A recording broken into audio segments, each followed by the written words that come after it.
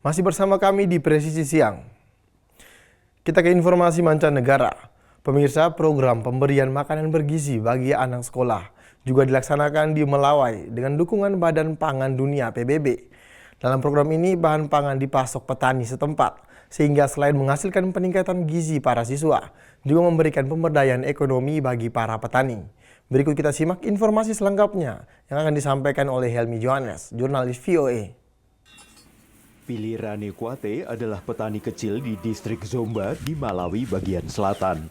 Menurutnya, sekitar 5 tahun lalu, ia mulai mendapatkan lebih banyak uang dengan menjual hasil panennya langsung ke sekolah dasar setempat dibanding menjualnya ke tengkulak.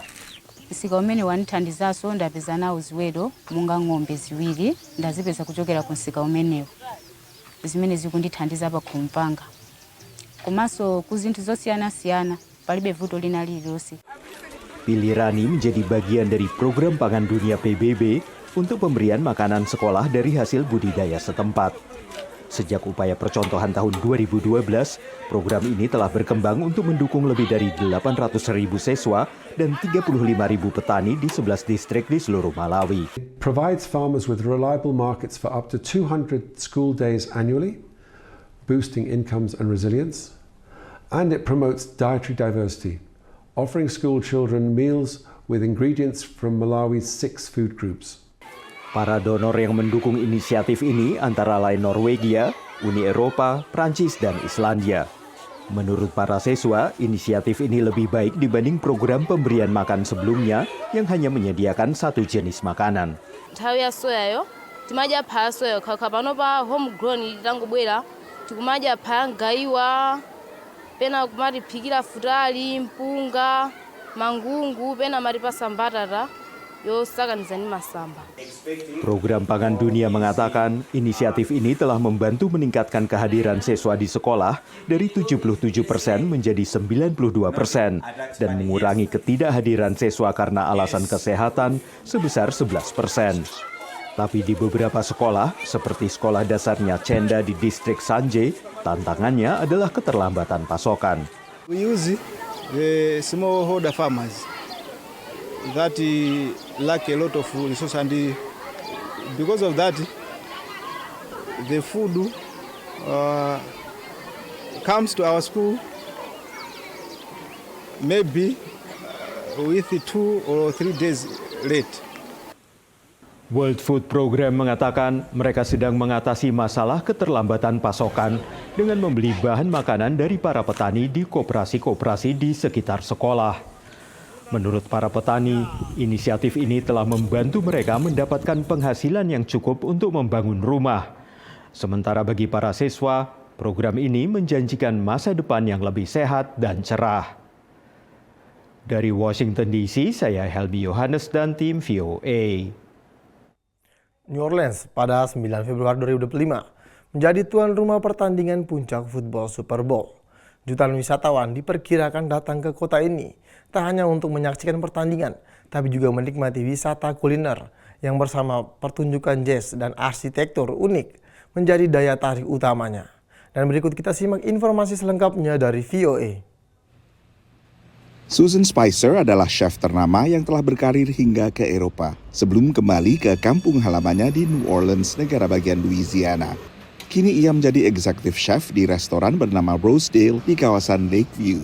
In my mind, it's a casual restaurant with a fine dining mentality. I was in fine dining for 35, 40 years, and so there's some things ingrained in me. Susan sebelumnya lama mengasah keterampilan di kawasan French Quarter yang banyak didatangi turis dan menjadi pusat wisata New Orleans. Tapi menurutnya untuk menikmati kuliner New Orleans dan Louisiana, orang mestinya tak berkutat di the French Quarter saja. There's so much concentrated in the French Quarter and the CBD and the warehouse district that you can just really get absorbed by everything that's going on there. But if you just venture out a little bit, and come to Mid-City or Lakeview or Old Metairie or, take the streetcar way uptown and to Carrollton Avenue, there's a lot to discover. Wisata kuliner di New Orleans mencerminkan perpaduan banyak budaya. Gumbo, sebuah hidangan berkuah yang dihidangkan di atas nasi putih, adalah salah satu simbol perpaduan ini, memadukan masakan Afrika, Prancis, Jerman, Spanyol, dan suku asli Amerika, Choctaw. We make gumbo. Lots and lots of gumbo. When it's cold outside, that's whenever customers start coming in for the gumbo. Pembuatan gumbo berawal dari sebuah roux, pengental khas Prancis yang dibuat dari lemak dan tepung. We gotta have the perfect roux to make the perfect gumbo. We scoop the roux in there, then 2 buckets of hot water, and then we boil that down and sift it, make sure it's real smooth, and then once that's done and it comes to a boil, then you add your hot sauce, your kitchen bouquet.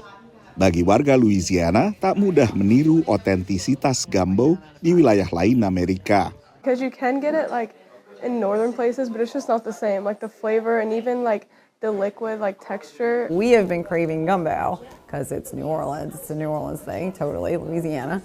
Menurut pantauan Dinas Wisata Louisiana, wisata kuliner menjadi motivasi utama orang berkunjung ke New Orleans. Dan pembelanjaan di restoran dan bar menjadi kategori pembelanjaan terbesar. Seperti banyak kota lain yang juga menjadi destinasi wisata, New Orleans harus berjuang keras untuk kembali ke angka kunjungan seperti sebelum pandemi COVID. Dan berbagai perbaikan yang dilakukan menjelang diselenggarakannya Super Bowl di kota ini, diharapkan bisa ikut menggairahkan kembali kunjungan ke kota ini. Dari Washington DC, saya Nova Purwadi dan tim VOA. Tetaplah bersama kami, Presisi Siang akan segera kembali.